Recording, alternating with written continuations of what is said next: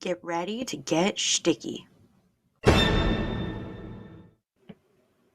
Sticky Situations is sponsored by Corona Crush. Corona Crush is creating Jewish couples always. Join the Facebook group. Just search Corona Crush and look out for virtual speed dating events happening every other week. They're 100% free and 100% Jewish. Hello, everybody, and welcome back to another episode of Sticky Situations. I'm your host, Rachel, which obviously you already know because I'm unforgettable. Whatever platform you are listening on right now, go follow or subscribe if you're not already following or subscribed. Go give us a 5-star rating and a glowing review. Also, leave me a comment. I love seeing your comments. Let me know what your thoughts are on the episodes. Go follow Sticky Situations Pod on Instagram. Go follow Sticky Situations Pod on TikTok.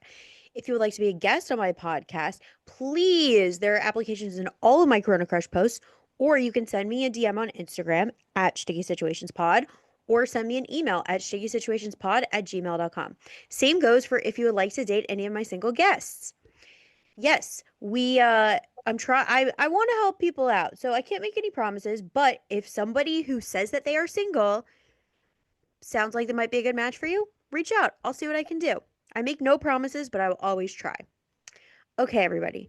We're gonna get right into it because I have an extra special guest today. Everyone, please welcome my friend Jen. Jen, welcome to the podcast.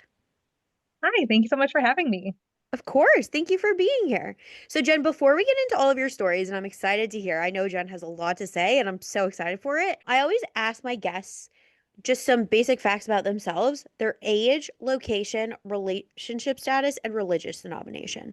So I am 33 years old. I live in a small out-of-town community in the Midwest. Relationship status, I am very much single. And denomination, I am a Baal Tshuva, but would probably label myself along the lines of modern Orthodox Machmir. Okay. Yeah, I always ask my guests just so everyone knows like your dating pool kind of, which I know you have from before you were religious, so it'll be interesting to hear the differences and you have a very wide range perspective to share with us, which I'm excited about. Yeah, definitely have a lot of stories. My friends are not at a loss of entertainment some days, from my past at least. Well, should we get right into it? Do you want to tell a story? Yeah, let's start off. I mean, the best one that is very much Jewish mother is one time my mom called me and she's like, "Don't be mad at me, but I just gave your number to a guy at a bar." I was home in my apartment. My mom was out at a bar with one of her friends. So what's going on with my life at this point? But it ended up that this guy was a coworker with one of her best friends that she was out with, and she's like, "Oh, he seems like a nice enough guy." And it was an interesting way to be set up, for sure. Think it lasted about like 3 dates and then just kind of fizzled and whatnot. But just tell me you have a Jewish mother without telling me you have a Jewish mother. The best is at least your mom took action. My dad once calls me and he's like, "Oh, so and so has someone they want to set you up with. Can you send me like what do you say?" Like my parents have no idea the whole process and everything. And like granted, I'm a little more modern, so like I don't really use a resume. I have one, I guess. I haven't updated in a long time. But he's like, "Can you like send that? Do you have one?" And I'm like, I guess so. And then like days later, maybe even a week later, I asked him, I was like, yo, whatever happened with that? He's like, oh, I need to send the resume. And I'm like, what are you doing? Like like why? You're the one who asked me for it. Right? I was trying to explain like how Orthodox dating works to my coworkers who are not Jewish.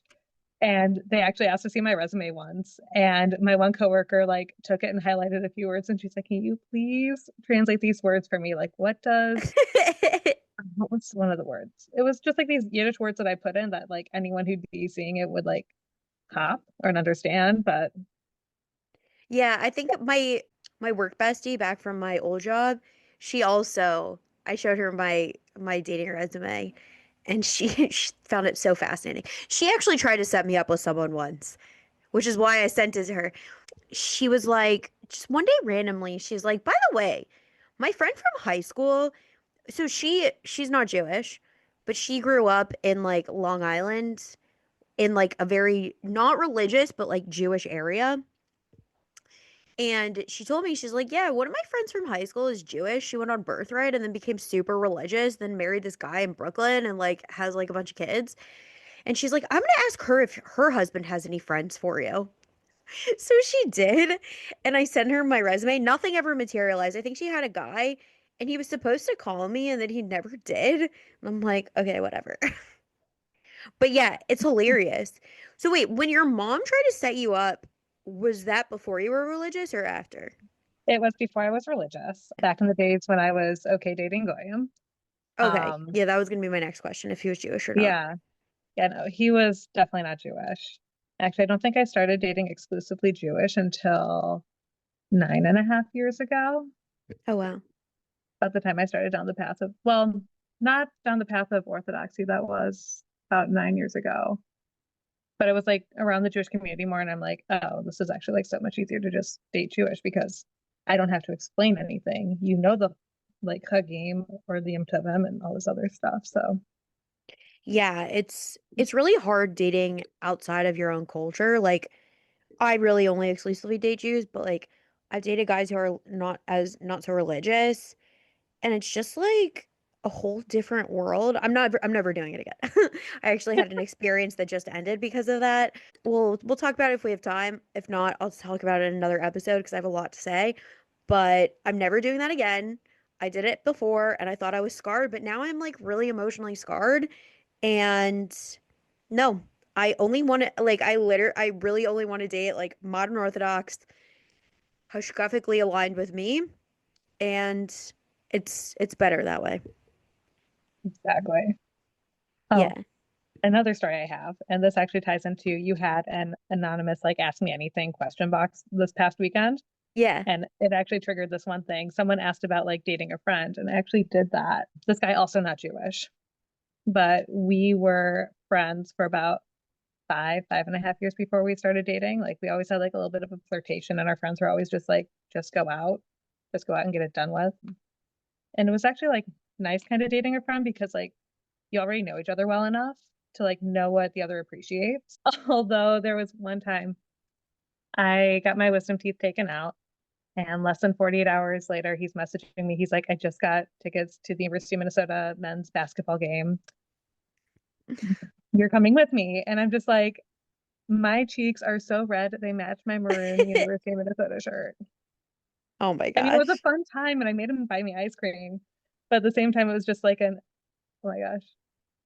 Wait, I, so no, I mean, obviously it's a good thing he bought you ice cream because like if you're taking a girl out right after her wisdom teeth, ice cream's a must. exactly. I think he also brought me over a couple of pints of ice cream too during that Okay. time, which was really nice. That's that's good. That's a good guy. I'm trying to remember. No, I was dating someone when I got my wisdom tooth out and he like offered to pick me up, but I didn't need anesthesia. So I didn't need him to pick me up. And then I remember him calling me and making me talk to him while I had the things in. And I was like, I'm hanging up. I can't. And then he was making fun of me. But it was fine. No, if you want to like talk to me while I have my wisdom teeth out and my mouth full of gauze, come over, bring ice cream. Yeah. No, he was just, he's like, call me. He was like concerned because my tooth, it was already like poked through. So I didn't need anesthesia. I was just getting a tooth pulled. So I just had like the Novocaine to numb it. But nobody like realized that until I told them like, "Oh yeah, I don't need anesthesia. I don't need someone to pick me up." So everyone's like freaking out about me, and I'm like, "I'm fine. I literally didn't have anesthesia." So I got it taken out and I was walking home cuz I got it taken out like maybe a half an hour walk from my apartment. I was like, "It's a beautiful day out. I'm going to walk." And he's like calling me to check in on me to make sure I'm like okay and like not dying on my walk home. He's like, "Why are you walking?" Like he wanted to come pick me up. I'm like, "I'm fine. You don't have to miss work to come and pick me up from this appointment of me just getting a tooth pulled." So that's why he was like trying to talk to me. And then he thought it was cute that I couldn't talk. So, yeah. I don't think he brought me ice cream, but he definitely did come over and bring me dinner or buy me dinner or something. I don't know. He was very generous. It wasn't, I'm not complaining. But going back to the friend thing, how did that happen? Um, it was one of those things where we were both venting about our dating lives, and at a certain point, he's just like, "Do you just want to go out?" And I'm like, "Sure." It was long distance because we went to two different universities, about a 4 hour drive apart. Oh wow, so this was in Um, college. this was in college, and also it ended up ending based off of the distance because we still had like 2 more years, and both of us had like an insane course load for junior year, and we So like we were in the same friend group and like still would talk when we'd see each other. Actually, there was one time after we broke up where a whole bunch of us are going out in like the college town near me and near where he went to college. And that whole night, my one of my good friends and I were playing Have You Met So and So? Like Have You Met Ted with yeah, my ex. Just like there were no hard feelings on my end or anything like that. And it was just like a let's try to find you like someone else. yeah. But it's great that you guys were able to try and then still be friends when it didn't work. Had you ever thought about dating him before that? Yeah, we kind of had a little bit of a flirtation through high school. And a few times, if our friend group was going to a dance and either of us had dates, we would like go together. But it wasn't like we were ever really dating in high school. Okay, so there was a little bit of a will they won't they. Exactly. Okay. I see the vibe.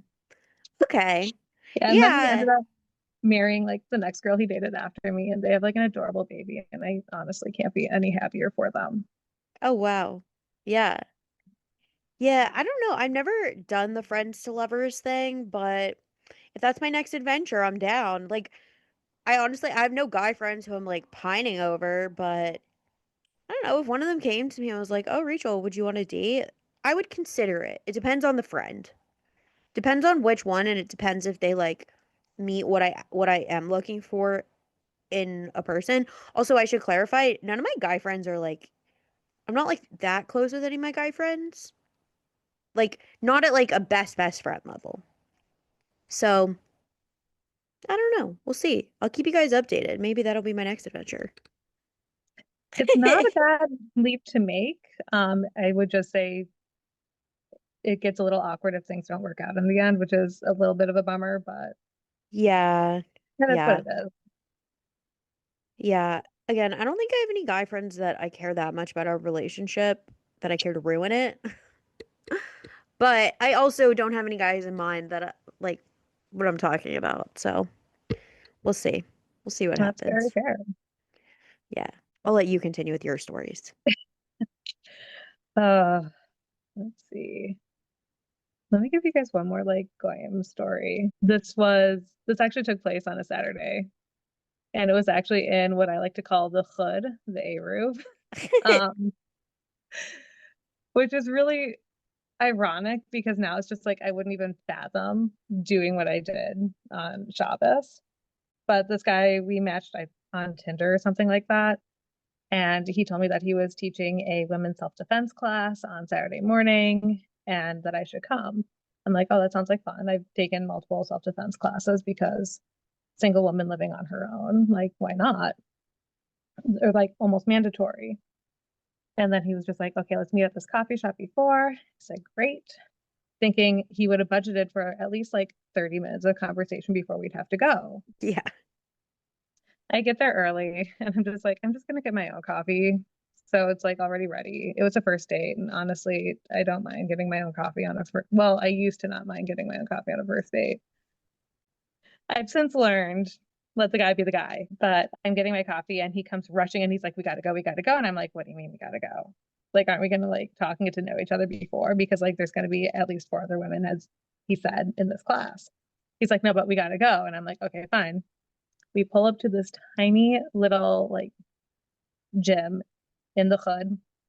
And we walk in and I see the owners and they're looking at him and they're looking at me. And he just starts giving me a tour of a gym as if I'd never been in one before.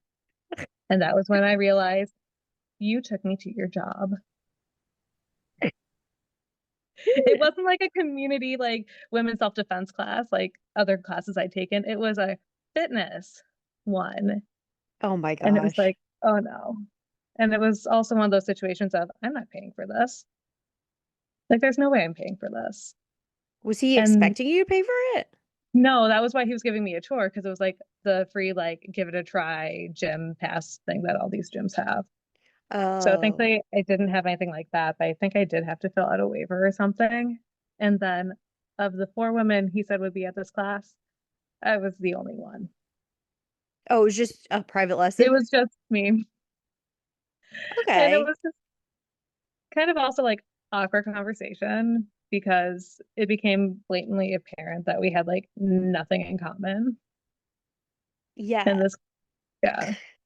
So he didn't take you anywhere afterwards, or he was just like, "Oh, I'm still at my job. I'll see ya. Bye." Oh no, at that point, I don't think I would have like gone anywhere else after that. I was like, I'm tired. I just want to go home and take a nap. Oh my gosh. My friend was actually telling me that she got taken on a gym date. Like, what is that? Like, I don't think I would ever say yes to that. Like a workout So class. Like, part of me wants to take a guy that I'm dating to one of the workout classes I go to just to see like how he does. I go to the gym like 3 to 4 times a week, usually doing strength and cardio classes. yeah, I mean, Yeah. I think if it was somebody that I'd been dating a while, like I like to Peloton. So I have a Peloton bike. So like if I was dating someone, like maybe doing a live like Peloton class like at the studio would be cool. But I don't know. I don't want to sweat on a date.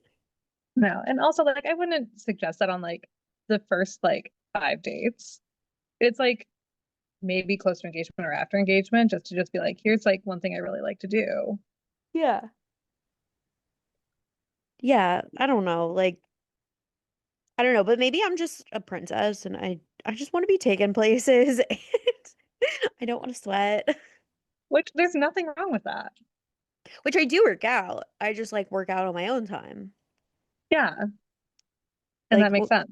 like when I'm on a date, I just want to sit and look pretty. Fair, like I said, like this is like many dates in, like once the guy's like seen me dressed up more often than not. Yeah. No, that's true. If it is something that's important to you and like part of your life, then I I think as you get further into the dating process, it's nice to show someone else like what your life is like. Exactly. But far into the process, not like Yes. Not don't like right at the overshoot beginning. that. Oh Yeah. gosh. Like No, no, no, months not in. yes. Agreed. Yeah. Also, But it's like my trainer, ah, she's great. She hears all my dating stories these days, and she's just like, "Can we just find you someone like nice?" I know. That's really all I'm looking for. Like just someone nice. I think Taylor Swift in her one of her songs, she has a line, oh, in the prophecy, she's like, I'm not looking for money. I just want someone who wants my company. And Sabrina Carpenter said she just wants someone who's nice that breathes. Right? Yeah. Someone nice who breathes and like has a good sense of humor. Yeah. Oh, that might be too far. Maybe asking too much. God forbid you add an employed. Oh my gosh, maybe that's why like we're both still single, Yeah, my standards are too high. Like right? I want someone who's nice, employed, similar religious level, and age appropriate. Right? Oh my gosh. Yeah. So, if you don't mind me asking, you don't have to like get into the whole thing. Also, if you're not comfortable asking that or answering, it's totally fine. What made you decide to become religious? It was actually a Shabbaton. So backing up a little bit from that Shabbaton, there was an Orthodox rabbi in the city where I went to college who did kind of like a Kiru program with students on campus, but it was more just come to the class, learn, get a home cooked meal, you get money.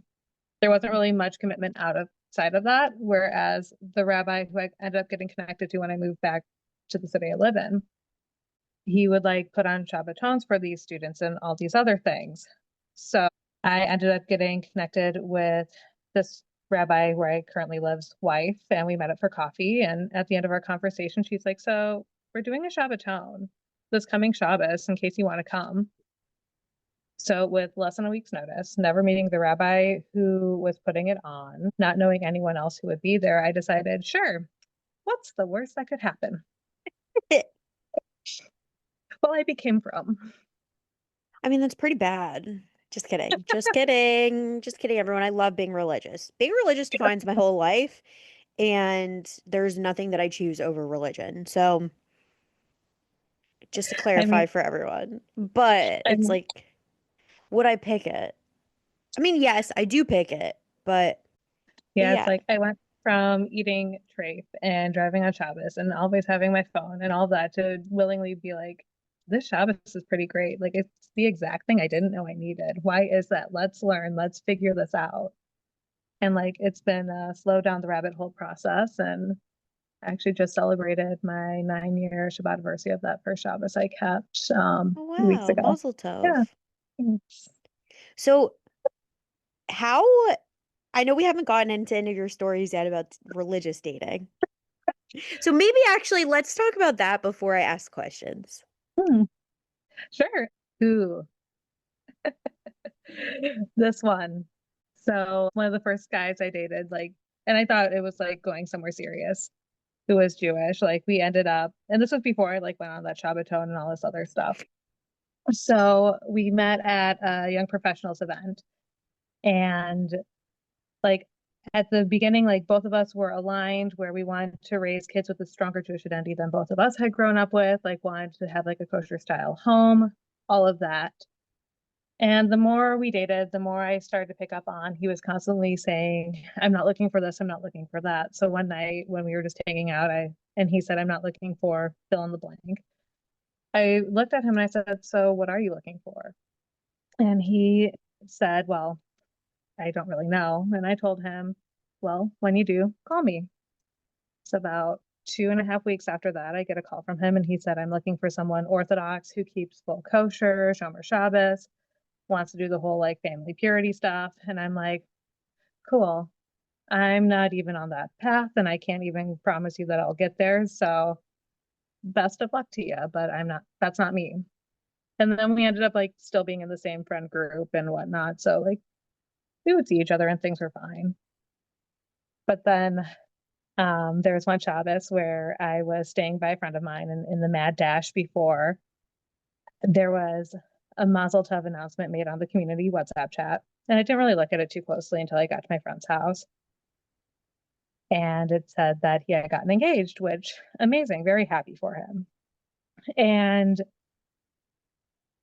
I was thinking Shabbos morning later on about it, and I'm just like, oh no, I think I got invited to a Shabbos lunch celebrating his engagement. Oh no. I was like, maybe I'm wrong, maybe I'm wrong. And I walk over there because I'm the type of person where if I don't show up, people will actually worry because it's not like me.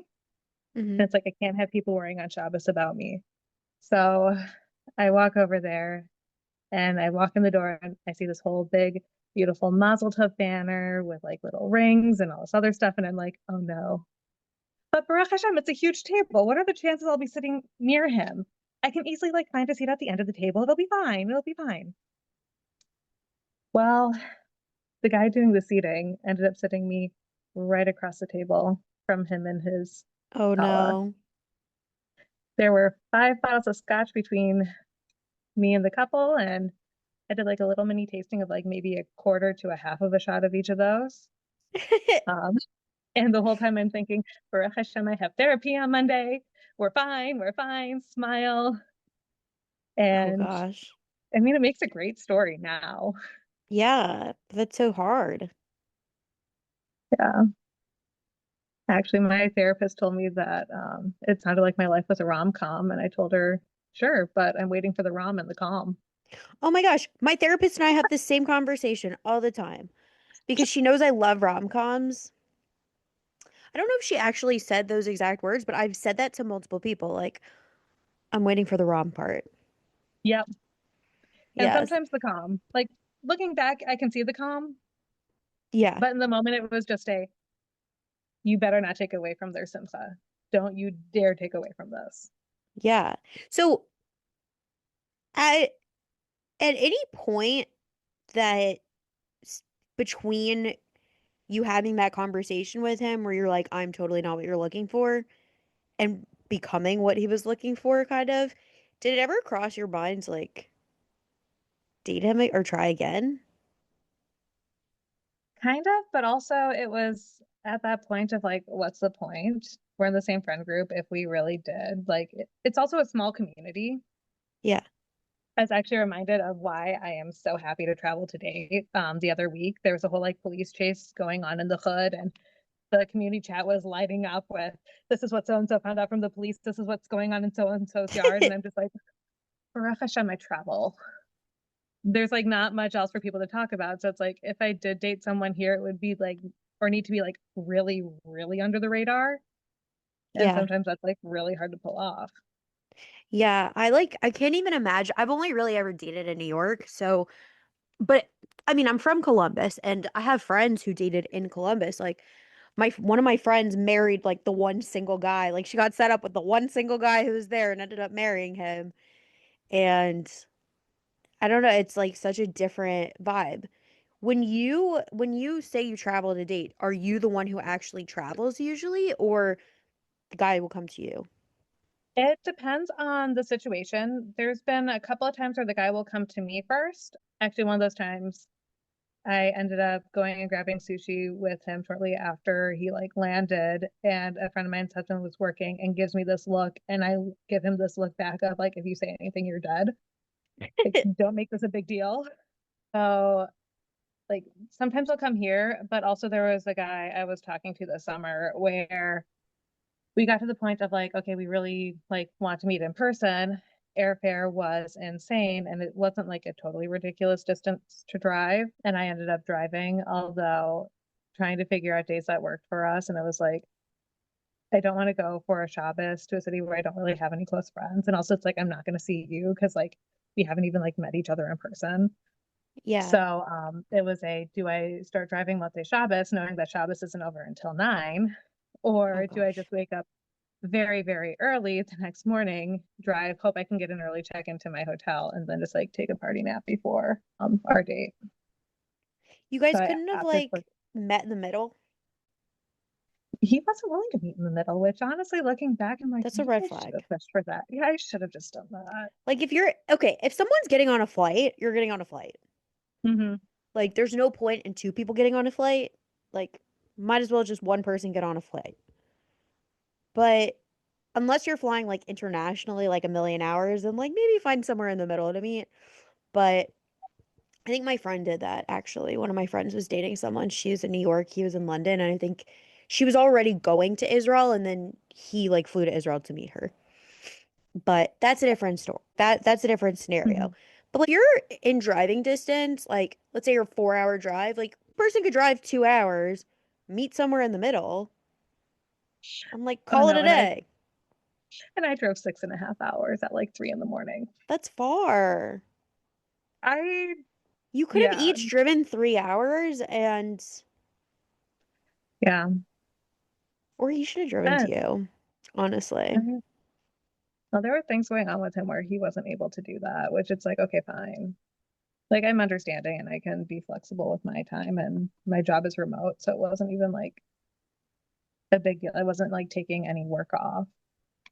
I think I did a half day on one of the days that I was there though, just because I was like, I just don't want to be working full time. Yeah. How long did you stay there?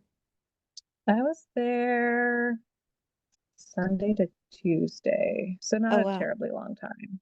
I Did he think it pay was for your Tuesday that I hotel did. at all? No, and I should have made him do that.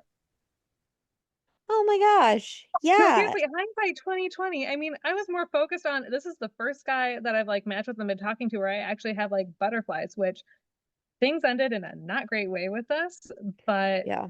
Butterflies um always means it's going to crash and burn, from my experience. yeah, I don't know. I guess like I'd been dating for a few years, and that's a whole other thing of like when I started becoming more observant, I like stopped dating for a while. Which is, Just so I like I think knew that's where I like pretty was. normal because you're figuring yourself out.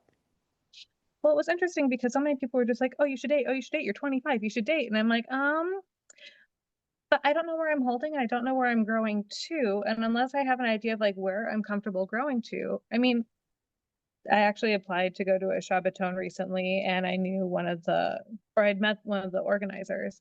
And she's like, just letting you know, we're organizing this for more modern Orthodox middle of the road. And I'm like, okay, so what exactly does that mean? And she told me, and I'm Yeah. like, okay, a year ago, I would have totally been fine with that. But I had actually quite a bit of growth this past year where I'm like, actually, I feel like I'm very firmly Machmir instead of like somewhere between Machmir and middle of the road. Yeah. It's like I think there is some wiggle room sometimes between certain things, but when you don't know what you want and you're still figuring it Mhm. out, like I don't know. This is I've I've I've known all along and I've never wanted to like I just personally I don't want to be part of someone's journey. Exactly. And I mean, it took me 4 years to finally own up to like, yeah, I'm Orthodox because I grew up Reform. And honestly, like, there is some prejudice going from Reform to Orthodox. Like, oh, you feel like judged and stuff by people who are Orthodox. And I'm like, I can't possibly be Orthodox. There's no way. I'm like too chill for that. And then it's Wait, like, you felt nope. judged by people who are Orthodox? When I was Reform a little bit. Oh, when you were Reformed, not when you were becoming religious, were No, you? although one of my favorite questions that people would ask me is, oh, do you know how to read Hebrew? And I would look at them and I'm like, yeah, of course I do. I leaned Torah twice. Honestly, though, it's I a mean, real that's what you question. did. It's a real question, and call me Yeah, ignorant, but like, I just feel like today's day and age, when people say they're reform, it could literally mean anything. Like they could have had a bar bat mitzvah where they lay in Torah in a temple and all of this, or it could mean that they're totally unaffiliated. Because I've met people all the above. I mean, listen, I think Orthodox is also a very broad range because I consider myself Orthodox and I have another friend who considers themselves Orthodox, and they're way less religious than I am. And I have other friends who consider themselves Orthodox who are way more religious. And then you go to Williamsburg and Borough Park, and they're also Orthodox, but very different Orthodox than I am. exactly. And actually looking back at like, I'm still involved with like the Jewish community as a whole, which Hmm. includes like people who are Reform and conservative. And I'm like, I can see why people would ask if I knew how to read Hebrew. I can see that Yeah. now, but it was also Yeah. really funny. My mom grew up conservative, and she was telling me later on that I learned more in Hebrew school than she ever did, which Yeah. is really interesting. Like my parents grew up traditional, probably more conservative nowadays because traditional doesn't really exist. But like they didn't keep Shabbat or kosher. My mom's parents like they kept kosher in the house, their own brand of kosher, whatever that meant. But like my parents aren't the best at reading Hebrew. My dad is a lot better now because he has been like they've been religious for since before I was born, so 30 like since they got married like 35 years ago. So they're definitely both better, but I know that they're not it's not like how I can read Hebrew. At least with my dad might be a little bit better than my mom, which isn't a dig at either of them because I know they both really try their best and they both like did a great job raising my brother and I and not knowing much. And then like they learned a lot as we were in school because they sent us to Jewish day school. But like for me, like yeah, I don't know. I did I was dating I was going out with someone who was not religious and on the pretense of he was like very open to being religious and open to being orthodox, which I don't think he actually was. And I think I knew that the whole time, but he kept saying it and I'm like, you keep saying things, but I don't believe words. I believe actions. And turns out when it came push came to shove, he was not prepared to do absolutely anything.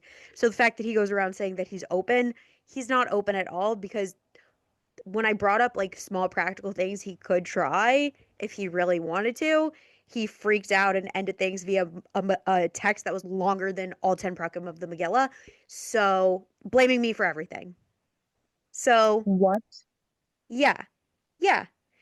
Literally, I just told him, like, why don't you like go to the Chabad rabbi and see if you can go to Chabad like Friday night dinner at the Chabad rabbi's house? Like, that's what Chabad is for. And then Mhm. the next day he sends me a whole text ending things. and blaming me.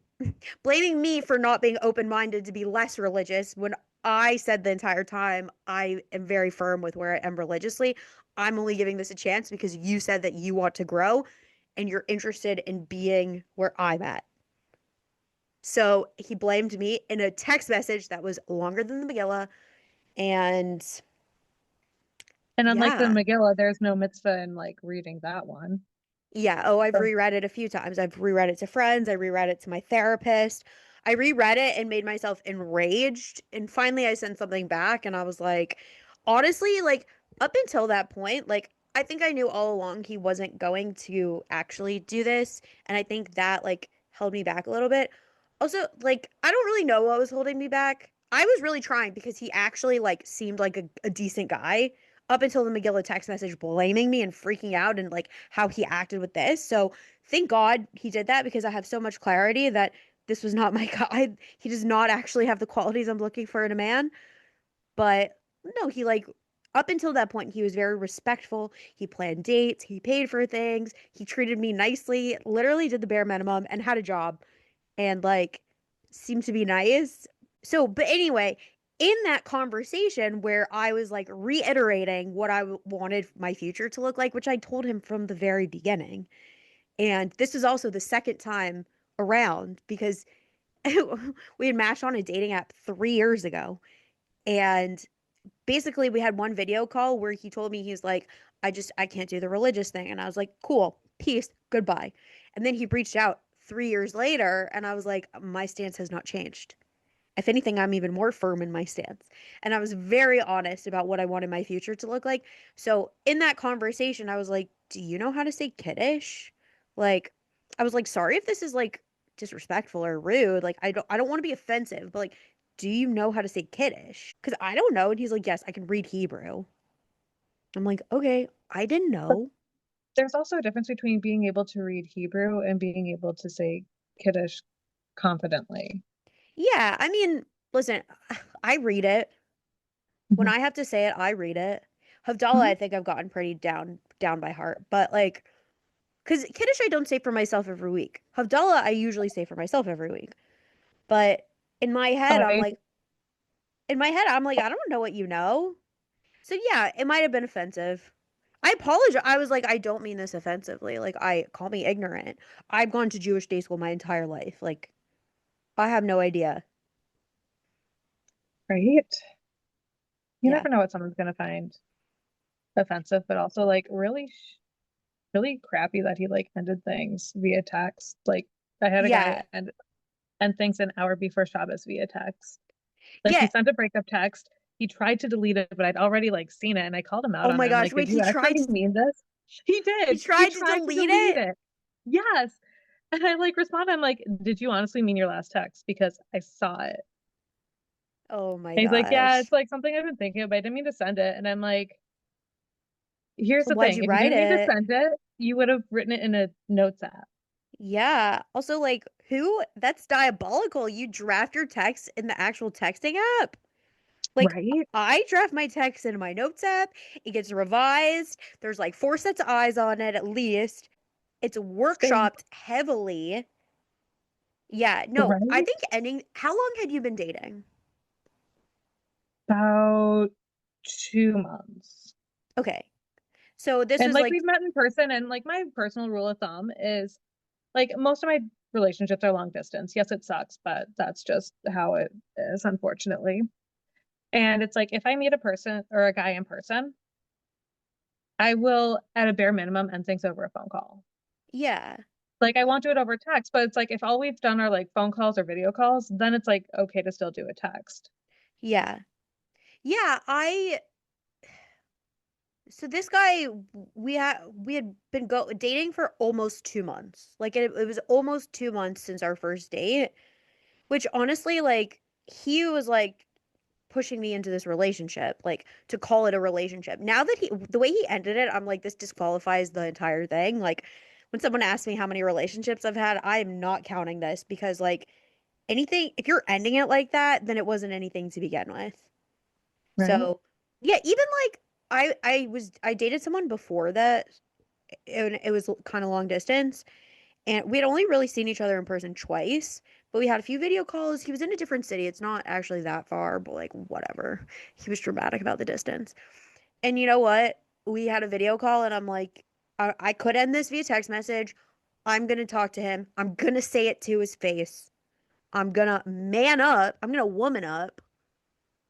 But no, sending a text message that's longer than the Megillah, blaming a girl, blaming a woman for the whole situation after you're the one who freaked out and after she's been honest to you the entire time, like just blaming her. And he gave me Musser also. And I was like, what's wrong with you? Random question. Yeah, Did he have any sisters? no. Okay, so I actually have a theory. Okay. And I'm going to preface this by saying it's not all guys. The guy that I went out with, that was a friend of mine for 5 years. He also doesn't have any sisters, but like was very respectful. But I have realized that some of the worst endings to relationships have been with guys who don't have sisters. And I mean, I have a little brother, Yeah. and I like to think it's he knows how to treat a girl in a relationship because my mom and I both like if anything happens to me in a relationship that's not good, I will usually message him and just be like, please don't do XYZ. Actually, I will never forget. He had his first girlfriend when he was in 10th grade and I was in college. And he was really cute, like knew her favorite animal, got her a giant Aw. stuffy of that animal. But there was one night he called me and he's just like, I want to end things. And I asked, so why? And he told me, and I'm like, okay, that's a valid reason. But you're going to see her in school tomorrow, right? And he said, yeah. And I'm like, okay, towards the end of the day, better to do it in person. It's going to suck and it's going to be awkward, but it's more respectful. And like end of the day, because you don't want her dwelling on it the whole day. Yeah. He's like, okay, that's good advice. Fine. And I'm like, great. So I go back to studying. And then later on, I log onto my computer on Facebook and I see that his relationship status went to single. I had never whipped out my flip phone so fast, called him up, and the first words out of my mouth were, what did you do? Oh He said, I did gosh. nothing. He told me that she ended things via text. And I'm like, and how did that Oh. make you feel? He's like, not great. Even though I also wanted to end things. And I'm like, yeah, see, you don't end things via text if you can help it. Yeah. If you go on a couple dates, fine. Like 1 or 2 dates, if you want to end that via text message, Yeah. even 3 dates. Three Hmm. dates can be a text message. But like if you consider it an actual relationship, then like no.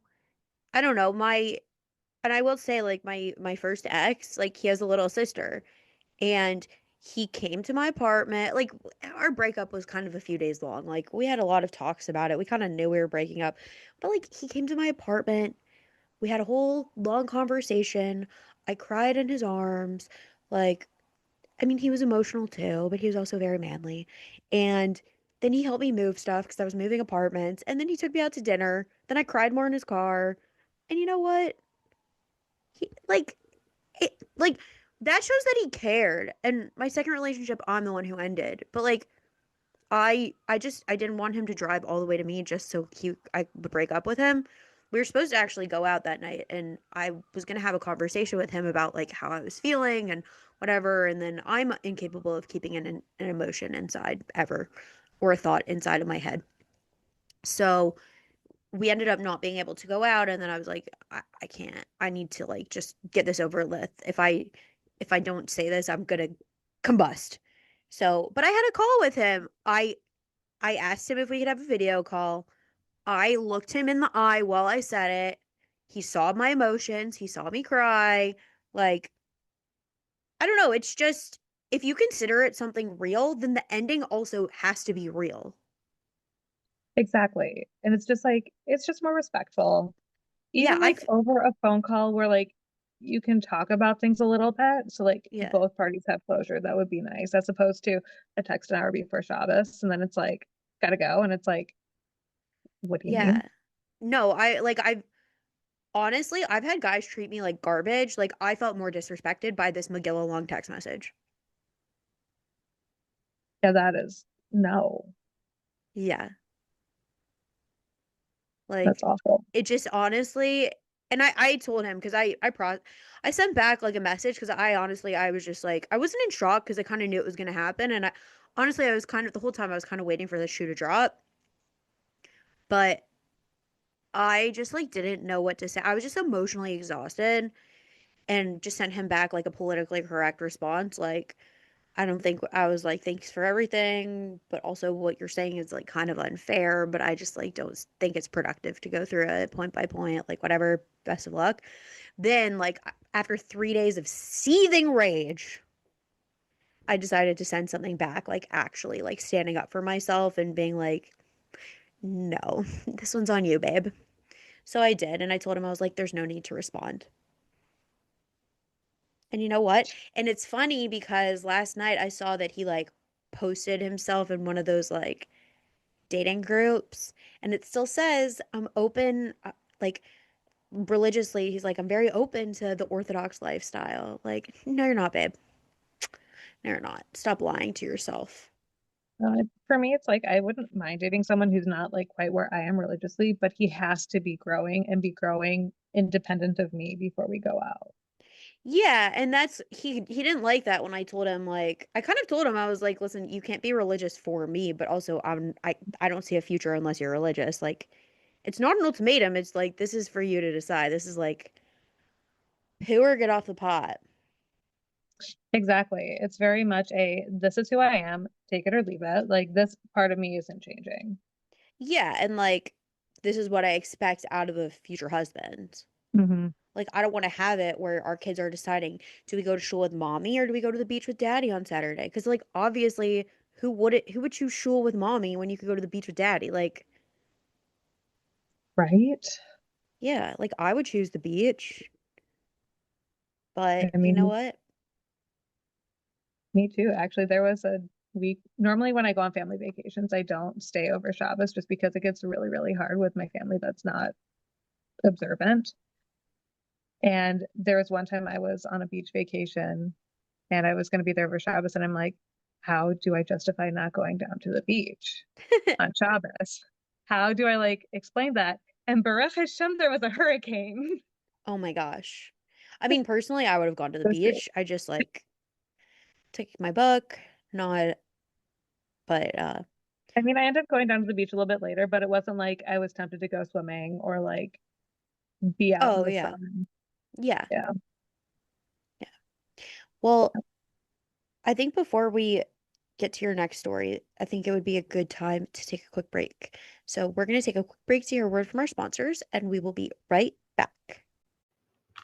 Sticky Situations is sponsored by Corona Crush. Are you tired of swiping on dating apps? Tired of guessing whether the cute guy or girl you keep seeing around is Jewish and or single? Then you need to run, not walk to join Corona Crush. Corona Crush is a Jewish organization working to create Jewish couples always. Corona Crush has over 30 confirmed engagements, over 22,000 members from all over the world, and has set up over 50,000 speed dates. Join the Corona Crush Facebook group and post yourself or have a friend post you and see who reaches out. Fill out the survey to sign up for virtual speed dating events happening every other week. Corona Crush is 100% free and 100% Jewish. Worst case, you end up with some stories of your own. Best case, you find the love of your life. Try it out today. Here on Sticky Situations, we tend to focus on bad dating stories, but sometimes dates do go well and lead to proposals and weddings. Who would have thought? And what do all of those require, you might be asking? Well, the answer is flowers. Who doesn't want flowers from someone they've been seeing? Don't forget, flower petals and bouquets needed for proposals. And that's even before all the flowers that go into weddings. Sticky Situations is sponsored by Primrose Flower Shop. In my opinion, Primrose is the coolest flower shop around and has the best customer service to fulfill all of your floral needs. Primrose offers a range of services from your basic bouquets to subscription services where you can get flowers delivered once a week. They deliver all over the tri state area, including Manhattan. Primrose does weddings, bar and bat mitzvahs, and other simchas. I've personally been to a wedding where Primrose did the flowers, and the work they did was beyond gorgeous. Primrose additionally offers in store proposals, including a romantic setup with candles and music. Primrose is located at 2922 Avenue M in Brooklyn, and the phone number is 929-376-9815. You can also follow Primrose on Instagram at PrimroseNY. So, if you can't get someone out of your head, buy them some flowers from Primrose. They'll either love it or they'll find you really creepy. But regardless, the flowers will be out of this world. Okay, we're back, everyone. Okay, Jen, let's hear more of your stories. All right. So I have, since becoming more observant, tried pretty much every way of meeting a guy, dragging my feet with shadchanim. And one of the ways was through some of these like virtual speed dating things. And there's one platform that's like relatively new. Like I just found out about it less than 6 months ago. I decided, what could it hurt? Let's give it a try. And it was this interesting setup where there are 12 rounds and there are hosts in different breakout rooms. So if you don't have a date, then you're in like the breakout rooms and like they're leading conversations and whatnot. And then like if you Interesting. do go on a date, you're talking with someone who's like within what you're looking for age wise and whatnot. So one of the rounds, I was not on a date. I was just hanging out in one of the rooms and I get a little DM on the side from this guy. And I'm looking at him like, this picture look you look kind of like outside of the age range I'm looking for. Um, like honestly looked like he could have been my dad. And then I clicked on his profile just to see a little bit more and 54 years old, Ew. 21 years older than me. Ew. And I was just like, you know, I need to start carrying myself with the confidence of a middle-aged white man who thinks he can like pull someone 21 years younger than him. Yeah, like only if he's a billionaire. That's the only way I'm even gonna entertain anything. Billionaire, Right? not a millionaire, billionaire. Yeah. I And mean, close to all the death. more and then like also all the more power to him. I like commend his like chutzpah of it, but also it's a no, I don't want someone like that's closer to my parents' age than mine. Also, Yeah. like if you're old enough to like be my dad, no, goodness no. Yeah, no. That's gross. Uh, Ugh. I I actually hate got that. yeah, it was just one of those situations where I'm like, I'm not that desperate yet. I For a relationship, don't I'm think not that desperate. I'll ever be that desperate. I don't think I will either. I'm like But fine alone.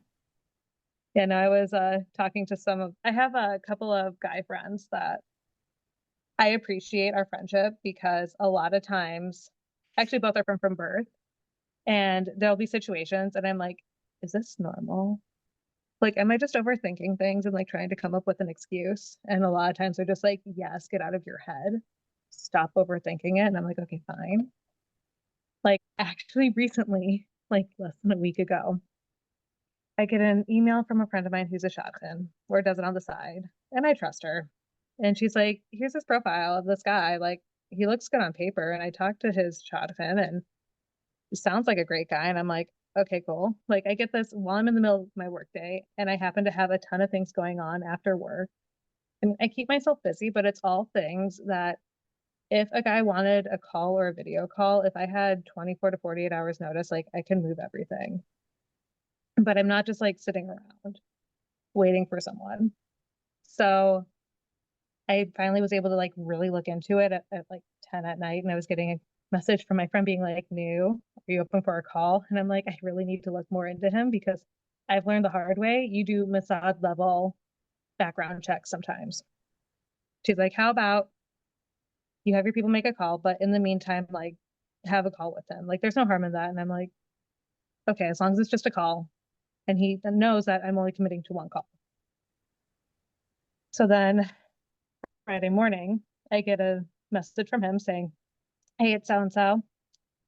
Are you free for a video call today or Motzei Shabbos? I work full time. Erev Shabbos is really not a good time to try to have a video call with me, Yeah. unless you're Also, like my friend and her daughter, I'm concerned that like he doesn't have work. right? That was my thought too. I'm just like, do you not have work on Fridays? Is he But then it's like, unemployed? right? So I'm like, I'll say Shabbos would be better. And I can do any time after like an hour after Shabbos gets out. Cause a lot of times I end up hanging out by like friends' houses and then I'll stay there through Havdalah because even though like, yes, I can make Havdalah for myself, I like it better when someone else makes it for me.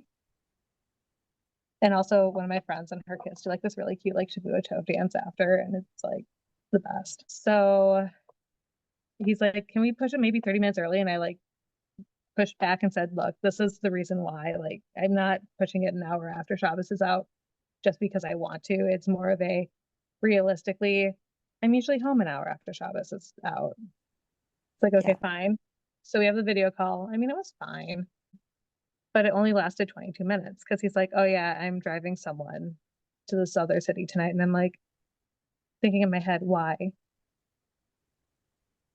Why would you like schedule a call when you know you have something else going on? But Yeah, he could anyway, have like scheduled it for Sunday right? And like Sundays or are an easier day to Monday. schedule around, right? It's like there's no rush. Yeah. Anywho, actually going back to like when he messaged me on Friday, I called my guy friends up and I'm just like, is this just him being a guy and not like aware? And they're like, yeah, mostly. And I'm like, okay, fine. But then like the whole call, and I was reflecting on it, I'm just like, with how pushy I felt things were, I'm just like, I feel like you're trying to hide something. Like, why are you so insistent that it needs to be so quick? So I call my friend up and I'm just like, this is how it went. These are like my concerns. And she's like, let me talk to his matchmaker. And like, she messages me back and she's like, I think it's worth another call. And I'm like, okay, but there was still like a nagging feeling in my gut. Well, I decided that I was going to Google him. I found four. I gave myself 15 minutes to Google just because I'm like, for my own sanity's sake. And it's also, I have other things to do. Within 15 minutes, I found four instances of DWIs for this person. Oh my And I'm gosh. like, nope, sorry, but nope. Oh my Like it would have been one gosh. thing if like he had that and then like during our call made a comment about like how he's like sober. Like that's one thing. But he made a comment about how he likes to drink in our call. And I'm like, it gets a whole new meaning when you find records. And I'm like, wish you all the best, but this really is not for me. Like I wouldn't trust Yeah. getting in a car with this guy. No. Also, like, that just shows that he doesn't have control over his drinking, also. Hmm. Because, I don't know, people like to drink sometimes, but like some people who like to drink have control over it. They have control or they have the wherewithal to know like, oh, I shouldn't be driving. Yeah. Yeah. Someone who lacks that, I wonder what else they lack when they're drinking. Right. And also, that means drinking is a big part of their life. And I mean, in college, I dated a guy who was borderline alcoholic, and it's like that is not something I am wanting to go back to anytime soon. Yeah. I mean, thank God I don't think I've had any similar experiences. I honestly barely drink these days, but yeah, to me, it's a red flag when a guy likes to drink a lot. Yeah, I'd rather date someone who's well, I don't really care if someone's completely sober. I just like someone who knows their limits, likes to indulge a little bit. Like, life is all about balance with any vice. My vice is sugar. But, like, okay, if someone likes a little bit of alcohol here and there, one or two drinks here and there isn't going to kill anyone as long as you don't get in a car. right. I mean, my vice is like good French pastries, but unfortunately, there aren't good kosher variety here, so guess that kind of helps. Yeah. Ugh. Oh my Oh, gosh. but yeah, Did that was yeah, also any guy who's pushy for any reason is always going to be a red flag. yeah. And I mean, that's why I like contacted my friends. I'm like, am I just reading too much into it? And a lot of times they're like, yes. And I'm like, okay, thank you for like recentering me and like all this other stuff. But and that's why I appreciate like some of my friendships like that, just because I am aware of myself. I am aware of like if things start to feel real, like I get an urge to run sometimes, and therapy's great for that. Urge is a lot less, but yeah, Yeah. No, this is 100% justified. and you Yeah. should run very, very far and very, very fast. Oh, I am so happy I did that Google search. And I mean, I messaged my friend and she's like, how'd you find this out? And I'm like, a Google search in 15 minutes of my time. Yeah, I mean, honestly, Googling someone is if it comes up in a simple Google search, then the Exactly. And it's shotgun also should have just like, Googled him. right? I'm wondering if his shotgun knew this and just like didn't really disclose it. But also I know some guys are just like, why'd you have to like really do a background check on me? And I'm like, because stuff like this comes up. Not with Yeah. everyone, but with enough where it's like, okay, now I feel justified. Yeah. Yeah. Or even worse, God forbid. Right? Oh my gosh. Crazy. Yeah, Yeah. it's very crazy. Oh, I have a funny story about the Okay. first like date that I had set up through a shotgun. Okay. Let's hear it. This was during the pandemic, so it was over Zoom, and it was set up by a shadchan who had met me on Shabbos, like on a Shabbos, and I stayed by her and her family. So like I like to say that there's Shabbos me and there's real me. If I feel comfortable like making jokes around you, then you know like real me. But if I'm like on my best polite behavior, you know Shabbos me, which there's nothing wrong with it. It's just I haven't fully warmed up to you. Yeah. So I'm always take people who give suggestions who I've never joked with a grain of salt. Like maybe they do know someone, but it's also like you don't fully know my sense of humor, which now makes it sound like I have a really horrible sense of humor. It just gets dark at times, No. No. I totally we all know what it's like to be on different behavior. That'd be like someone at work asking to set me up, which actually I'm unhinged at work sometimes, so not as unhinged as in real life, but right? So she sets it up with this guy, and I was like trying to do research into his resume. I couldn't really find anything, and I'm like, okay, there's no reason for me to say no. Let's just do a Zoom call. So, and Baruch Hashem, it was only 40 minutes. I didn't tell him that I had an unlimited Zoom account because at the time was helping moderate a single Zoom. It was only 40 minutes. And at one point I asked, like, what are your thoughts on dogs? Because my family has dogs. And I just need to make sure that you're not going to be cowered in a corner. Like, that's my biggest concern because sometimes in the more like Yeshivish side of things, like, they really don't like animals. And he went on this whole 5 minute drasha about how he doesn't understand owning pets because you don't sit Shiva or anything like that. And I really was just sitting there thinking, I just want to make sure you're not cowered in the corner at my mom's. Like that's really all I'm asking for. And it was very clearly a not for either of us. And for FHM, he also said no to I me. like when that happens. I like when it's mutual. Right? Sometimes But it's just easier.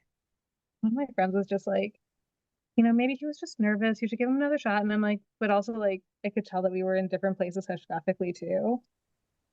Yeah. Because at that point, like I said, I was more on the modern Orthodox middle of the road side of things, and he was very clearly Yeshivish. Oh, yeah. Very much no. Do you find it hard dating being in the Midwest? Yeah, there are a few number of times where I'll like get feedback back. And I mean, a lot of times, and this is like when it goes the case of like both parties are sent the resume at the beginning. If I say yes and he says no, and it's like, oh, but it would have been a yes if you were like in this larger community, like in New York or whatever. And it's just like, it's a little disheartening, but at the same time, it's like I have my support system here. Yeah. And the thought of like going somewhere where the cost of living is 2 to 3 times what it is for me right now. And I mean, I live on my own. I'm very independent financially. Then it's like the whole, I would have to find roommates and all this other stuff and rebuild a whole community for myself and a support system by myself. It's like, that's daunting. I actually was very introverted growing up. There was actually a 5K walk my family did, and I had no interest in talking to anyone. So I read a book the whole time. All my friends who like meet me recently are just like, you're so extroverted. And I'm like, that's because I'm a Balchuva. Like I had to kill the introvert side. So you're constantly having to put yourself out there and find chavrusos to learn with. And then also like find families that you can like lean on and all this other stuff. Yeah. But yeah, so that I think is like the hardest part. But also like I have to remind myself if a guy can't see like how great of a person I am, or like really understand the whole like my job is fully remote. I can travel. And I have friends making this all over the country. Chances are I'm going to New York in less than 2 weeks anyways right now.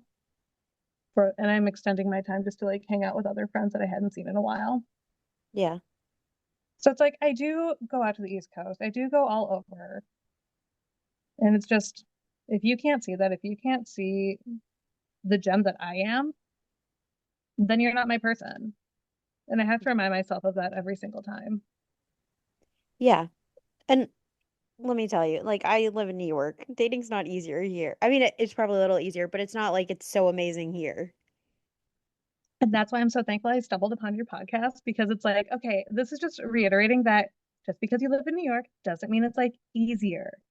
No, there's definitely more people, I will say, and Mhm. like if you want a date, it's easier to get a date, but to get a quality date, that's where it's hard. Exactly. But I So, mean, like I've dated long distance also because ultimately I don't want to stay in New York. I want to go somewhere. I'm not from New York. I don't want to stay here. So like I'm very open to dating people outside of New York, especially if they live places that I would want to live. right. Not so much the random places that I don't want to live ever, but I try to keep an open mind. But yeah, I mean, nothing has materialized thus far, but we'll see. I'm supposed to get Right. married this year, so we'll see I what mean, happens. same. Yeah. It's I'm like if supposed to, Hashem could just tell us like what location to be at and in a white dress, like that'd be great.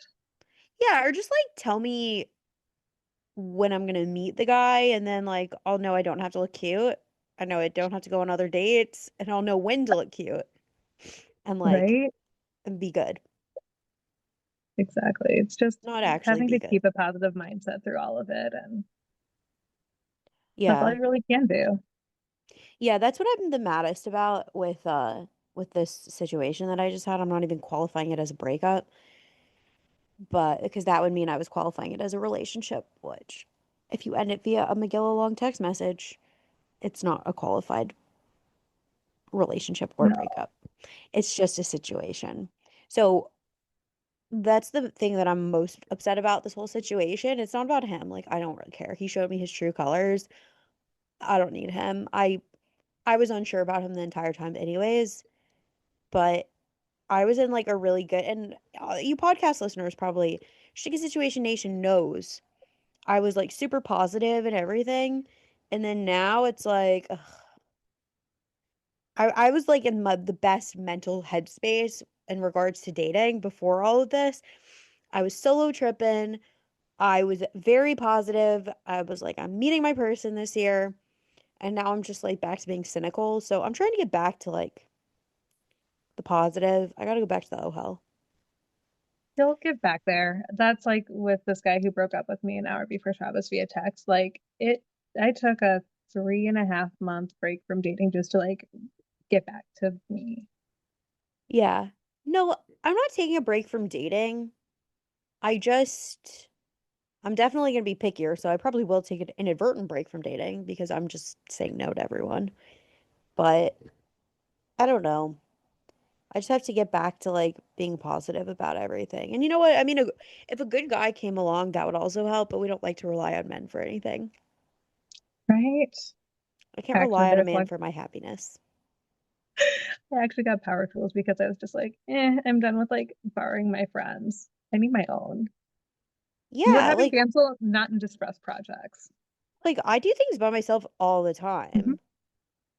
I had so back about a month or so ago in New York, it was really, really cold. Like the coldest it's been. Like we've had the worst winter in New York City that we had for a long time. I've been living here for 12 years. Like it was one of the worst winters we've had in quite some time. And temperatures were like in the single digits, which I'm sure you're used to, but I'm not used to. So, like last winter was like in the 30s and 40s the whole time. We maybe had 1 week where it was in the 20s, but we had like a whole month where it was like under 20 degrees. So My in my apartment, my radiator, I have two radiators and one of them is stuck on, so that's fine. So I've never my apartment's like always hot enough, so I'm like I never needed the second radiator. But the second radiator, the little door thing that you have to open to like adjust the temperature, which on obviously I'm in New York City, so we have these like ratchet radiators in old buildings. We don't have central heating or central AC. So it was painted shut. So I was so tired of being cold in my apartment. One of my friends came over on Shabbat afternoon, and also I have my AC unit in my wall, and so it's just blowing the cold air from outside, and my windows are bad. There's a draft, and me and the two of us were just sitting on my couch, wrapped in blankets, drinking tea because it was so cold inside my apartment. So after Shabbat, I was so tired of it. I got out a screwdriver. I banged on the paint. It actually only took 30 seconds, and I've been putting it off for the 2.5 years that I've been living here. And I opened my radiator. So I don't know. I God, do everything on my own. I don't need a man. exactly. It's just like when you're an older single, especially, like you learn how to do things on your own because you can't rely on guys necessarily because you're not always dating someone. One Yeah. of my friends actually, like, I name my cars and they're always guy names. And my friend's like, why do you always name your guy or your car a guy game? Why do you always name your car a guy name? And I'm like, well, here's the thing. It makes sure I get from point A to point B safely, just like a guy hopefully would. Therefore, it's the only guy in my life right now. My current car's name is Archie. He's a ginger. Honestly, I think my mom cares more than any guy cares. But I don't know. I think I reached a point I'm so used to just like being independent. If a guy starts asking like, "Oh, let me know when you get home. Let me know that you're okay. Let me know this." I'd like get annoyed. Like, can you leave me Like, alone? actually, the guy that I drove 6.5 hours for, like, he did tell me, message me when you're leaving, message me when you stop, message me when you get in. And I'm like, okay. At least like you cared. Like, did he care though?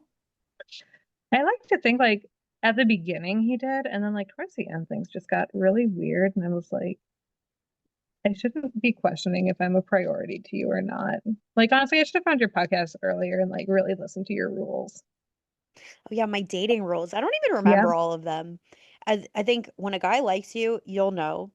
If he doesn't like you, you'll be confused. Only reciprocate. Is that it? if you wanted, if you Oh, and wanted if he to, he wanted would. to, he would. And only Yeah, reciprocate. exactly. Yeah. Oh my gosh, my dating rules. I totally forgot about my dating rules. Can you They're tell still I've been true, like by the binging way. your podcasts? They're still true, by the way. All of Oh, them. they I should truly start saying are. them again. It's a great reminder. Yeah. And like, I don't know. Once you've been in a situation where a guy likes you and you know it, like you can't go back to these like guessing games. Exactly. Although it's been so long since I had that, where I'm just like, would I even recognize it? Yeah. I mean, I thought I had it, and then he turned out to be a loser, Ugh. We'll find but you your guy. yeah. Yeah. Sticky Situation Nation, why don't you set me up? Like, you guys listen to my podcast. I know there's a lot of you that are listening, and I know some of you are, I don't know, everyone knows people. Everyone set me up. Send me a DM. Send me like suggestions. If you send me a DM, I'll send you my dating profile and like set a girl up. We'll Every get to it single at time I the. every time I listen to your podcast, I do like rack my brain. I'm like, is there a guy I've gone out with that's like actually worthy of Rachel? Oh my gosh, that's so sweet. See, I appreciate that. And yes, there are probably not that many guys who are worthy of me because I am the total package. I have one of my guy friends actually, every time he talks to me, he's like, "How are you still single?" And like, and no, he's already asked me to marry him a lot of times, and I've said no every single time. So, but he's like, "You're literally the full package. You have a good job, you're smart, you're funny, you're adorable. Like, what is Mm. this?" But I don't know. So sticky situation nation, I'm turning to you guys. I need a husband. I need to find him this year because it's my time this year. And if you guys want to have a sticky wedding, I mean, I probably won't invite all of you guys, but maybe I'll live stream it. That'd be so fun.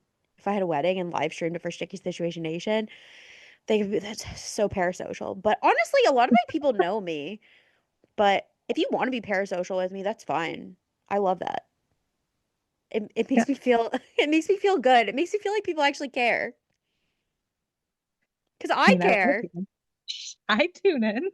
Yeah. During the pandemic, I was actually working, and a friend of mine live streamed their wedding from Jerusalem. I was like in the middle of a meeting. I had one monitor on my left, one monitor on my right that were my work monitors, and then right in the middle of them, set back a little bit, was my personal laptop, and I was just streaming their wedding. I love it. I know over COVID I like live streamed so many weddings.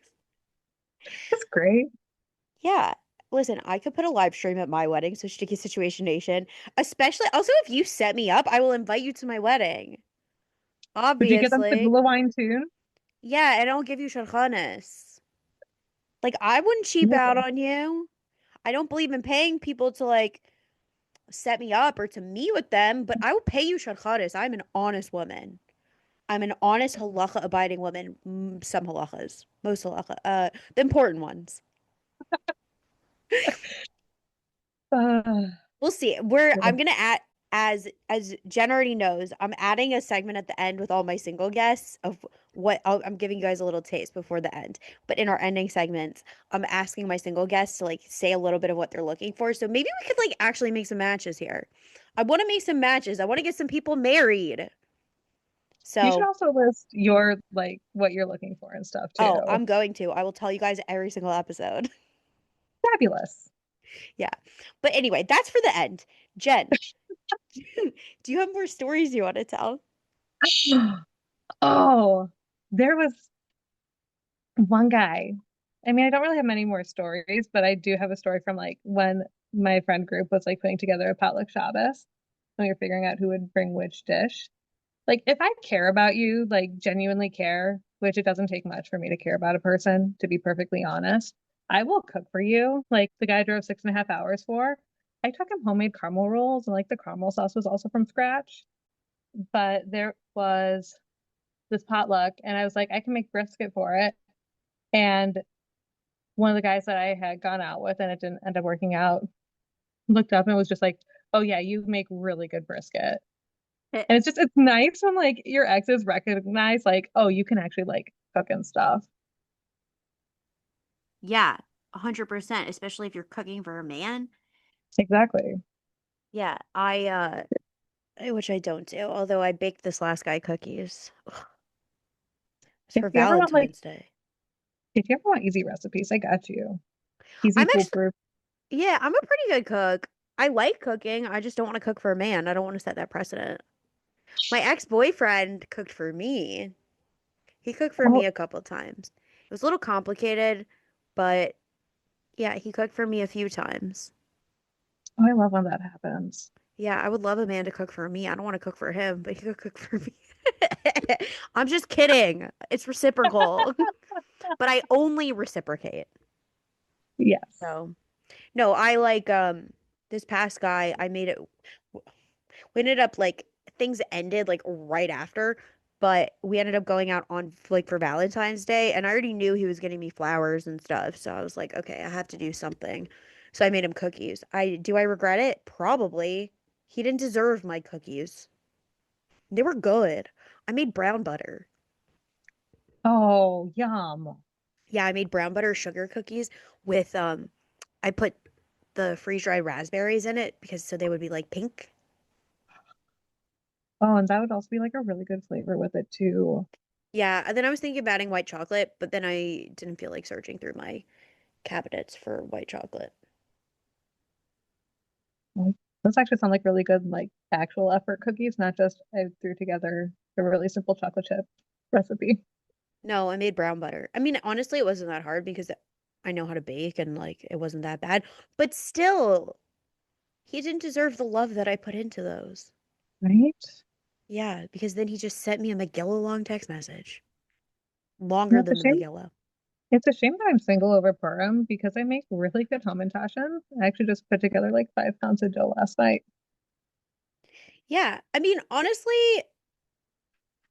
so because I had been dating him, he like kind of mentioned Purim, and I was just like, oh, I don't know if I'm ready to do that yet. I'm like more happy dressing up as heated rivalry with my other friend, who's a woman. Oh my gosh, please send me a picture. Oh yeah, I mean, I'm gonna be Ilya. We just got jerseys. I'm gonna be Ilya. She's gonna be Shane. We're not even dressing up together, but we're gonna do a photo shoot. I'm telling you guys now because this episode's gonna come out after Purim, but we're doing a photo shoot. And honestly, I'm just gonna go around talking in a Russian accent and say, "I'm coming to the cottage," and then I'll go up to people and say, "Give me a kiss." Oh, Yeah. that's awesome. Also, like, have I rewatched Heated Rivalry a bunch? Yeah. Also, in this whole situation, the only thing that made me happy was reading Heated Rivalry, and then I finished the books, and then I'm like, well, now what? So, Ugh. also, it's kind of sad, and I'm sorry to talk about Heated Rivalry so much. And Jen, I don't even know if you watched it or read it or I watched one episode and decided it wasn't fully for me. Like I can understand why people appreciate it, but it just yeah. Also, wasn't the fully for first me. episode isn't a good representation because it's a lot of inappropriate, and the first two episodes are a lot of inappropriate with not a lot of the love part, and then it gets to be a lot of the love part, and that's what sucks you in. So Um, I texted my friend this week, and I was like, "Do you think?" And by last week, I mean literally like last night while I was watching the sixth episode, and I was like, "Do you think real love actually exists like Shane and Ilya have? Like, do you think that like their type of love actually exists in real life?" And she said, "Not with straight men." And it's kind of a bummer because if I can't have what they have, do I really want it? right? Yeah. And like I get Yeah. it. I know that you don't fully get it because you haven't watched it. Like for me, it's a mental illness. Like I just watch their edits on TikTok all the time. I keep rewatching the show. I reread it. I cried throughout the books. Like, yeah, I just want to love like Shane and Ilya have. And I don't think it exists in real life. I think it's just a woman fictional men. So women would so women would read it and enjoy. Maybe I'll have to like give it another shot. It's men written by women for women. And honestly, I've said this a bunch of times. I've told this to guys that I've gone out with too. If you want to know how to act, just read a woman's romance novel. Exactly. That's And if what you don't know women which want. ones to, and if you don't know which ones to read, go to a bookstore. There are usually plenty of women that'll help you out. Okay, I'll tell you, the most delusional men are written by Abby Jimenez. They're great, but it's like no man is that perfect. So like if you want to know how to be an exemplary man, read an Abby Jimenez book. Yeah. Yeah, that's how you be like a good. They're all like even the ones with trauma, they're still like amazing stand-up guys. Actually, I had a hard time reading her book, Yours Truly. Like I got my hands on an advanced reader copy of it and it was fantastic. But the hardest part about reading it was the relationship in that book was mirroring the relationship I was currently going through. Oh And no. it was just like, get out of my head and my relationship. But also, please, I hope mine ends up the same way this one does. Wait, Except it didn't. which one was yours truly?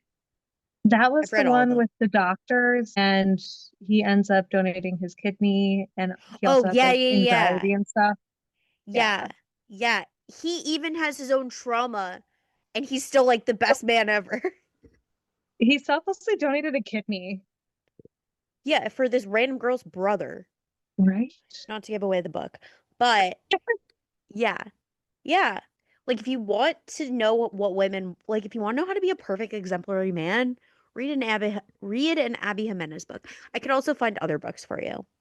I mean, you could read Heated Rivalry. It's a little inappropriate. It's a lot inappropriate.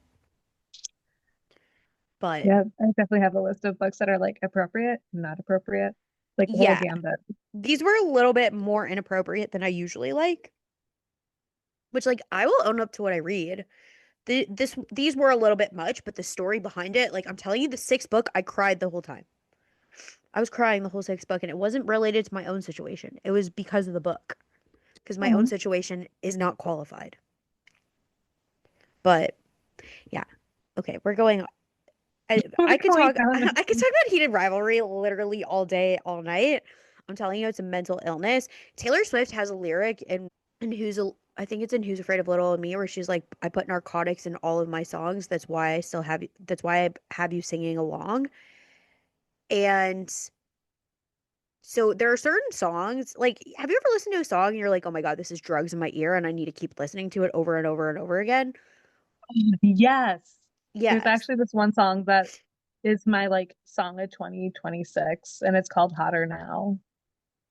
I've never It's heard it, but I should look it I'll up. send you the song after. But yeah, like I could name a few songs that are drugs. One of them is Taylor Swift's Is It Over Now?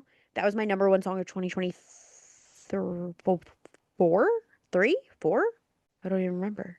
That's embarrassing. Yeah, I think it was 2023. That was my number one song of 2023. I don't remember what my number one song of 2024 was, but my number one song of 2025 was How Bad Do You Want Me by Lady Gaga. It's like if Yes. you listen to that song, it's a drug in your ear. So like Heated Rivalry, the books have drugs in them.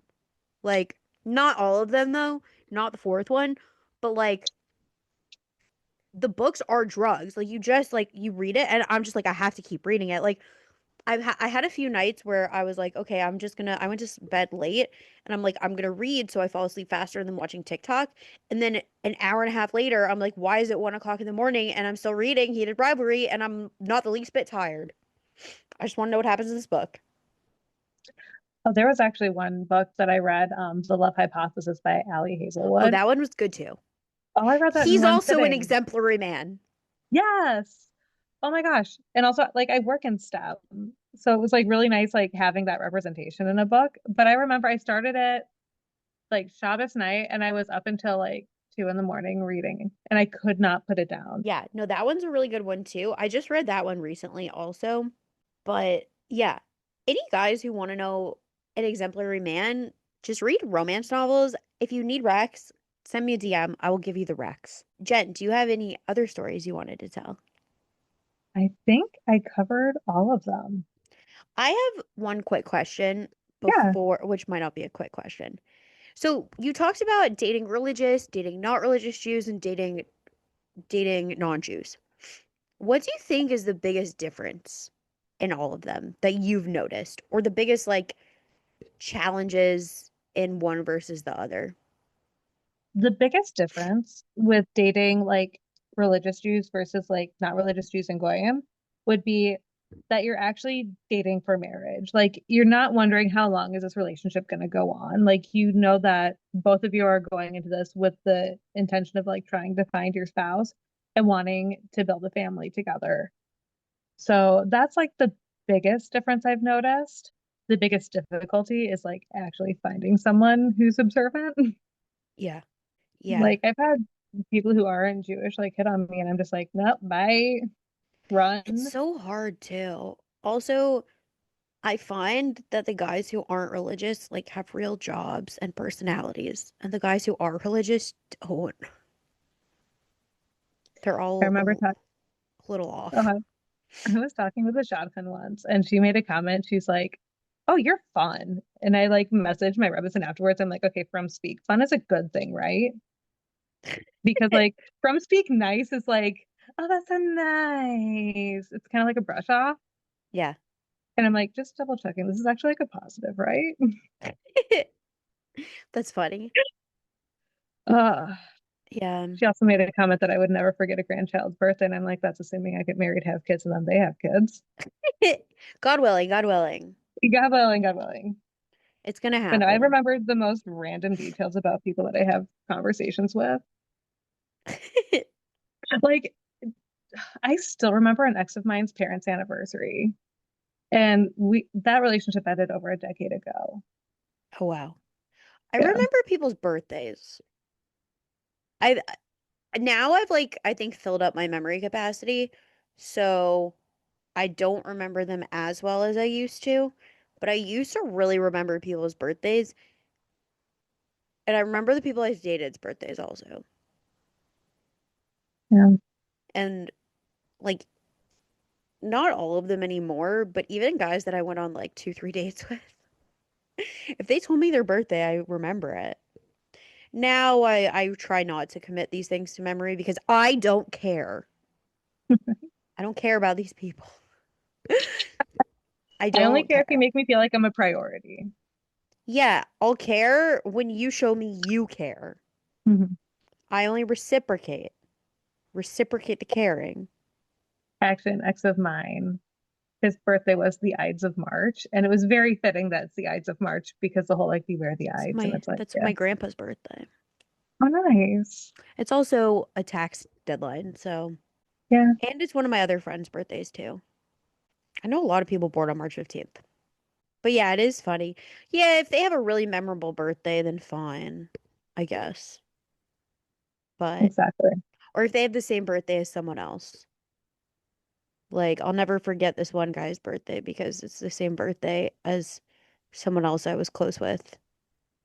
So obviously I remember it. But whatever, I might still marry him. It's not off the table. It I've is, but started it's not. I've started using the birthdays of people that are important to me as like part of my passwords whenever I have to change it. Oh, So I have like really? all my cousins' birthdays memorized at this point. I have almost all my aunt and uncle's birthdays memorized.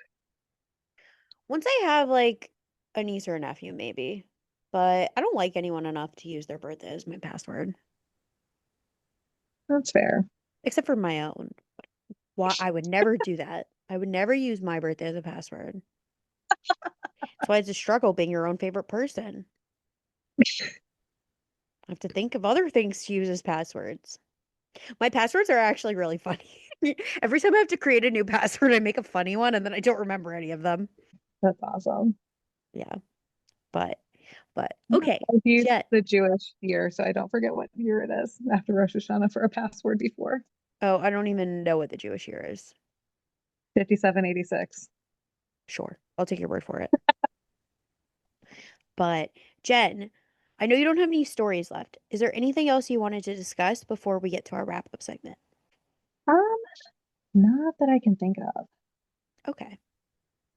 So, well, I guess we'll go to the wrap up segment. So, I know we've been talking this whole time, but can you give me and my listeners one piece of dating advice?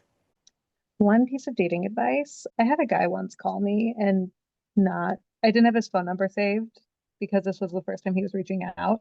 Didn't leave a voicemail or a text message letting me know who it was. So, biggest thing is, guys, if you're reaching out to a girl, never assume that she has your number saved in her phone right off the bat. Please, please, please, like leave a voicemail or a text saying, hey, this is so and so, like, would love to chat. Let me know your availability. Oh, yeah, there's Also, nothing cold I hate more calling. than a cold call. What the Yeah, heck? exactly. Cold calling is awkward No, for everyone. no, we're millennials. Send a text message, say, hey, it's so and so. When would be a good time to have a call?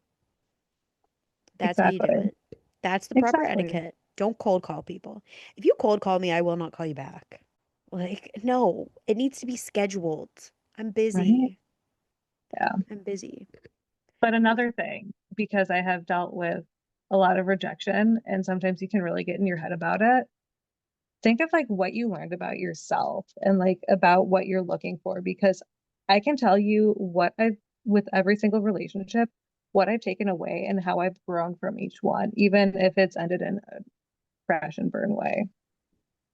Yeah, I don't know what I learned from this past situation, but I'm sure I could think of something. It's It that takes time. don't give people second chances because people don't change. Yeah, when someone tells you who they are, believe them. Yeah, And go with your gut when you think that it's when someone's telling you something that you know they aren't going to follow through on. exactly. Also trust your gut and do the research. Yeah, exactly.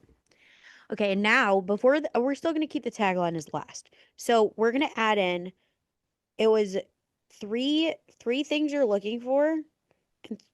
Wait, how was it phrased?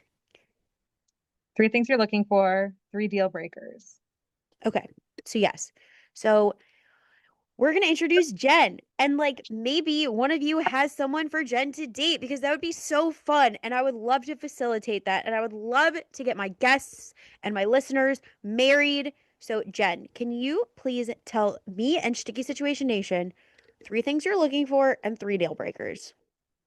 All right. I am looking for someone who's a mensch or like really involved in their community, someone who has a good sense of humor and is growth minded. Those are all good.